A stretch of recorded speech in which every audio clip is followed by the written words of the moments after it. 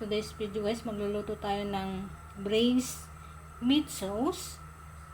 Ayan, ito yung ating ingredients: onion, garlic, ginger, at saka yung ating lean meat.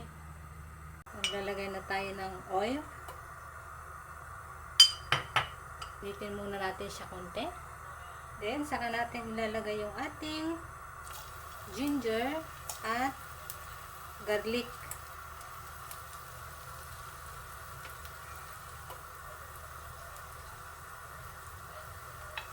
So, i-fry lang natin siya guys hanggang sa mag-isa kunti.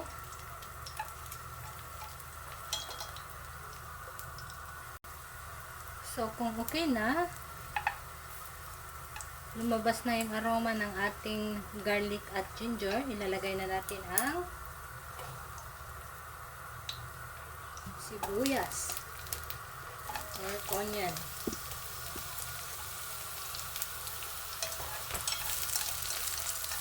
Igisa natin guys hanggang sa lalabas din yung aroma niya.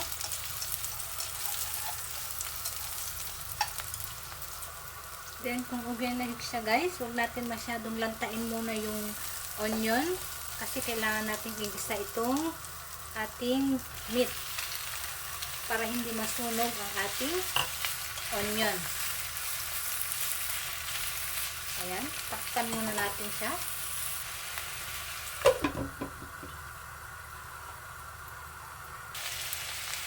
Ayan guys, igisa lang natin hanggang lalabas yung mantika niya. Saka natin siya rerekaduhan.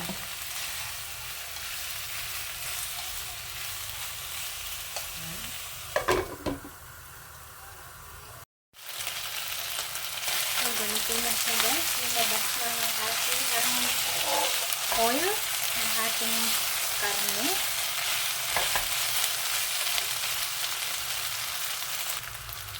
So, now, ilalagay na natin ang ating sauce. Ayan.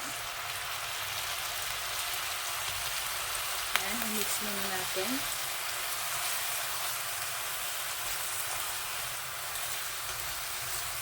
Ang bango na niya guys.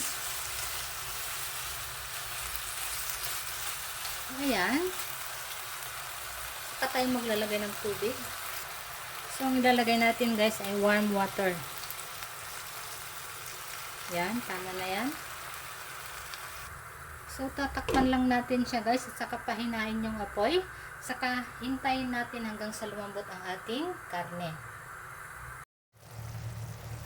So, ayan na nga guys. Pag malambot na ang ating karne, either pork belly guys o anumang klase ng karne, saka tayo maglalagay ng chopped green